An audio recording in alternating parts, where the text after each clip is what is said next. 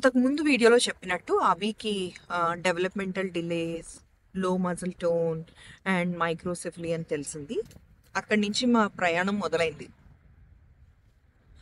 Root cause తెలిస్తే ఏమైనా fix చేయొచ్చు అని డాక్టర్ని కలిసినప్పుడు చాలా వివరంగా తెలుసుకునేవాళ్ళం. మేము ఇంటికి వచ్చిన తర్వాత డాక్టర్ చెప్పిన విషయాల్ని ఇంటర్నెట్ ద్వారా మేము ఇంకా ఫర్దర్గా దాని గురించి చదివేవాళ్ళం. ఒక్కోసారి మనం ఏం చేయలేమని తెలిసినా కానీ మా మనసులో చాలా బలంగా ఏదైనా చేయొచ్చు అనే ఒక నమ్మకంతో ముందుకు వెళ్తూ ఉండేవాళ్ళం. టెస్ట్ రిజల్ట్స్ నార్మల్ వచ్చినప్పుడు అమ్మయ్య అని అనిపించేది. But at the same time ఈ టెస్ట్ నార్మల్గా వచ్చింది, ఇది కాకపోతే ఇంకేంటి అయి ఉండొచ్చు, ఏం జరిగి ఉండొచ్చు అవి విషయంలో అనే ఒక వెతుకులాట మొదలయ్యేది. మేము అవికి బ్లడ్ టెస్ట్ చేయించాము, brain CT scan, heart echo, karyotype చేయించాము. ఇవన్నీ నార్మల్ వచ్చాయి. క్యారియోటైప్ అంటే గుర్తొచ్చింది, ఆ రోజు నాకు ఇప్పటికీ గుర్తు. మేము మార్నింగ్ ఈ టెస్ట్ చేయించాము, ఈవినింగ్ రిజల్ట్ వస్తుందని చెప్పారు. ఈవినింగ్ రిజల్ట్ తీసుకోవడానికి వెళ్ళాము. రిపోర్ట్ కలెక్ట్ చేసుకున్న తర్వాత ఎన్వెలప్లో నుంచి మేము అసలు రిపోర్ట్లో ఏం రాశారు అని చదవడానికి మాకు ధైర్యం సరిపోలేదు. చాలాసేపు వెయిట్ చేసిన తర్వాత తీసి చూసాము, నార్మల్ అని ఉంది. చాలా హ్యాపీ అనిపించింది. ఈ రిపోర్ట్ తీసుకుని జెనెటిక్ డాక్టర్ దగ్గరికి చాలా ఆశతో వెళ్ళాము.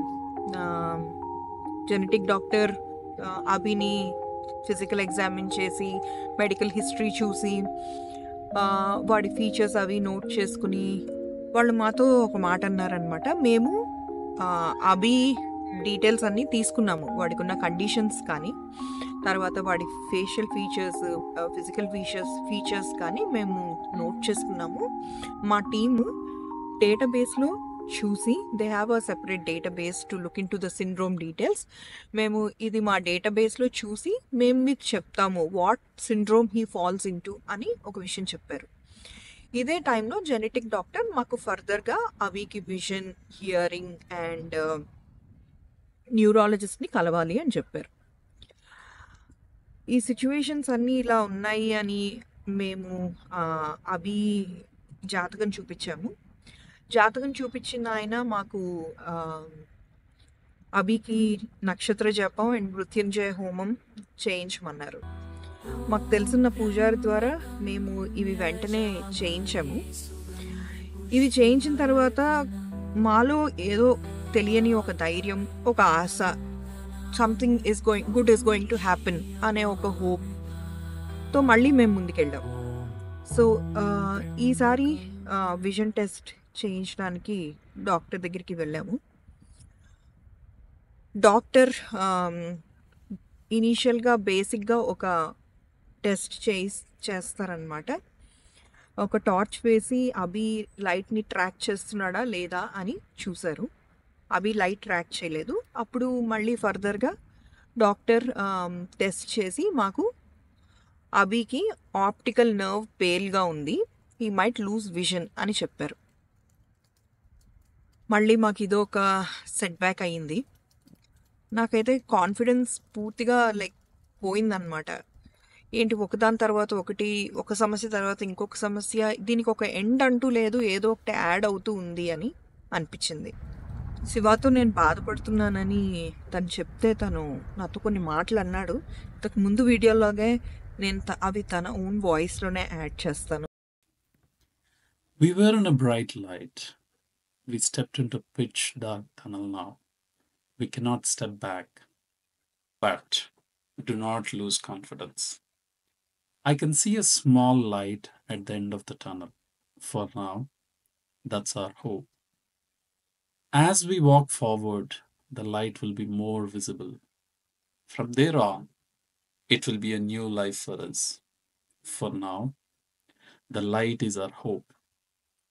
Let's just take one step forward towards our new life. So we decided that we will handle one issue at a time. First, Abhi inguinal హర్నియాకి హ్యాండిల్ చేద్దాము. ఆపరేషన్ కనుక అయితే అభికి ఏడవడం తగ్గుతుంది, స్లీప్ అది బాగుంటుంది, మేబీ వాడు వెయిట్ వైజ్గా కూడా ఇంప్రూవ్ అవ్వచ్చేమో అని మేము డిసైడ్ అయ్యాం. ఇదే టైంలో మేము అభి గురించి చెప్పినప్పుడు నా ఫ్రెండ్ వాళ్ళ ఇంటి దగ్గర ఉన్న ప్రత్యంకరి మాత టెంపుల్కి వెళ్దాము అని తీసుకెళ్ళింది. ఆ టెంపుల్లో ఒక పెద్దతన్ని కలిసాము. ఆయనకి సిచ్యువేషన్ చెప్తే ఈ ఈ అమ్మవారు చాలా పవర్ఫుల్. ఇక్కడ ప్రతి అమావాస్యకి అండ్ పౌర్ణమికి హోమం జరుగుతుంది, ప్రత్యంకరి మాత హోమము.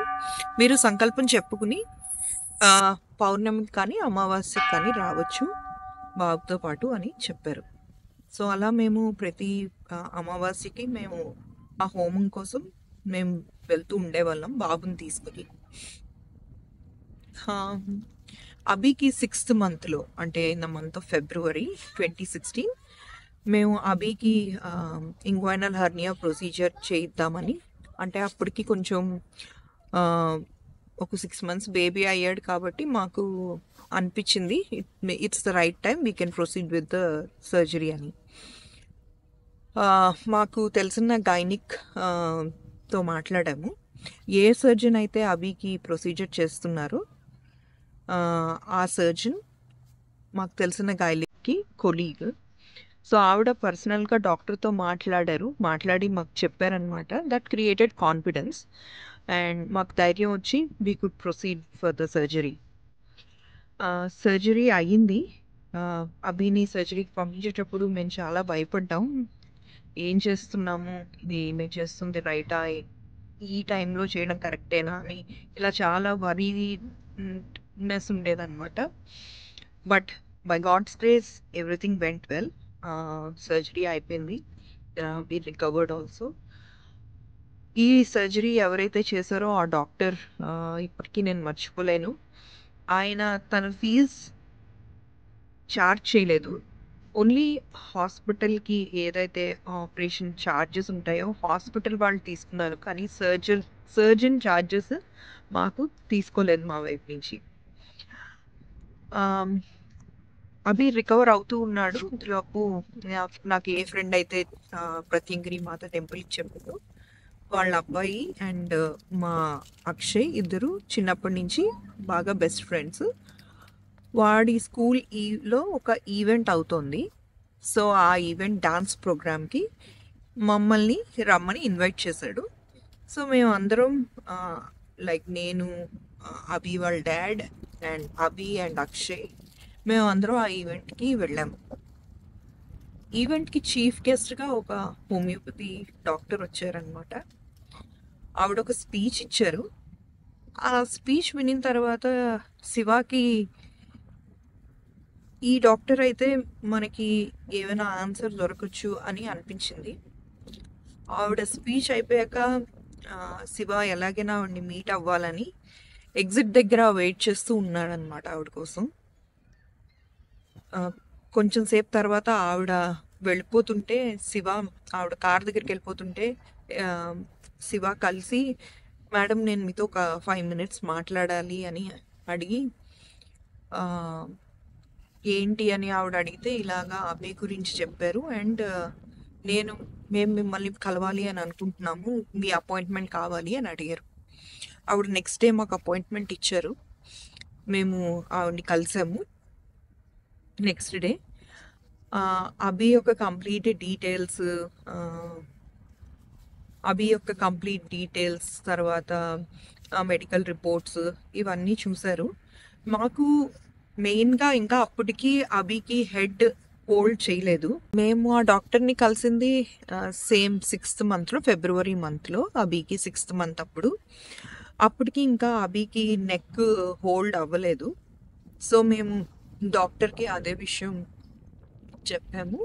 ఆవిడ హోమియోపతి డాక్టర్ కాబట్టి ఆవిడ హోమియోపతిలో దీనికి మెడిసిన్స్ ఉంటాయి అని, we can definitely work on it అని చెప్పారనమాట. ఆవిడ ఒక 2-3 మెడికేషన్స్ రాశారు. At the same time she also suggested some dietary changes. నాకు కొంచెం ప్రోటీన్ రిచ్ ఫుడ్ తీసుకోమని డైటరీ చేంజెస్ చెప్పారు. సో నేను నా డయట్ వైజ్గా చేంజెస్ చేశాను. తర్వాత అవికి కంటిన్యూస్గా ఆ మెడిసిన్స్ అవి ఇస్తూ ఉన్నాం. అండ్ ఆఫ్టర్ సమ్ టైం కొన్ని రోజుల తర్వాత అభికి నెక్ మజిల్స్ స్ట్రాంగ్ అయ్యాయి. వాడు 3rd మంత్లో ఏదైతే మైల్ స్టోన్ ఉంటుందో నెక్ హోల్డ్ చేయడం అనేది, వాడు he was able to do it in like 7th month or 8th మంత్లో అలా చేశాడనమాట. That was his first milestone. వాడు ఆ ఫస్ట్ మైల్ స్టోన్ అచీవ్ అయినప్పుడు created lot of hope in us. Okay, మనం ఇంకా ఏమైనా చేద్దాము అని అనిపించింది అనమాట. హోప్ పెరిగిందనమాట. మమ్మల్ని మా ప్రైమరీ కేర్ డాక్టర్ డెవలప్మెంటల్ పీడియాట్రిషియన్కి ప్రిఫర్ చేశారు. మేము డెవలప్మెంటల్ పీడియాట్రిషియన్ని కలిసాము. అప్పుడు అక్కడ we have been referred to a therapy centre. ఆ థెరపీ సెంటర్ పేరు వచ్చి హోప్ అనమాట. సో నాకు ఈ రోజుకి బాగా గుర్తు, the very first day when I met this therapist. ఆవిడ ఫస్ట్ కొన్ని టాయ్స్ తీసుకోమని చెప్పారనమాట. అండ్ ఆ టాయ్స్తోని అవికి ఎలాగా ఆడించాలి ఆర్ యాక్టివిటీస్ చేయించాలి అనేది మాకు చూపించారు. మేము ఆవిడ సజెస్ట్ చేసిన టాయ్స్ అన్నీ తీసుకున్నాము. అండ్ నెక్స్ట్ అపాయింట్మెంట్ లోపు వాట్ ఎవర్ ఆ థెరపిస్ట్ చెప్పారో అవన్నీ నేను ఇంట్లో ప్రాక్టీస్ చేసేదాన్ని.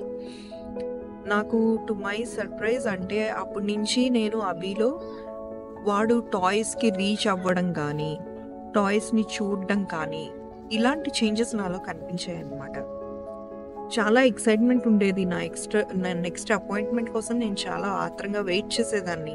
అంటే ఇంకా నేను ఏం తెలుసుకోవచ్చు, ఇంకా నేను ఏం నేర్చుకోవచ్చు, వాడికి ఎలా నేను నేర్పించవచ్చు అనే విషయం కోసం చాలా ఈగర్గా వెయిట్ చేసేదాన్ని.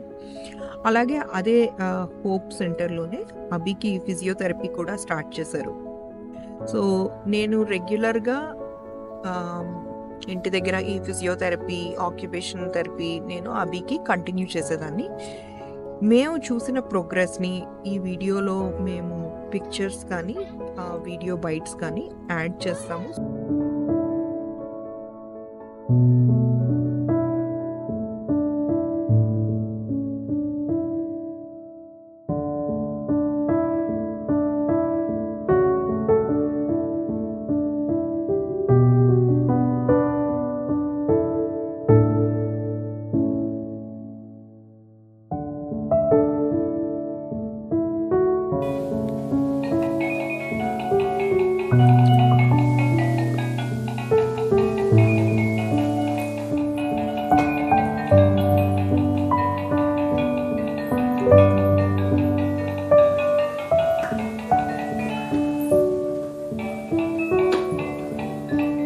అభి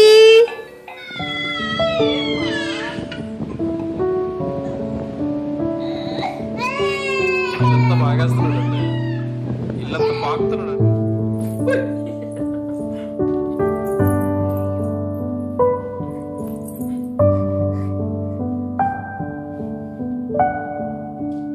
వాడు పట్టుకోవట్లేదు.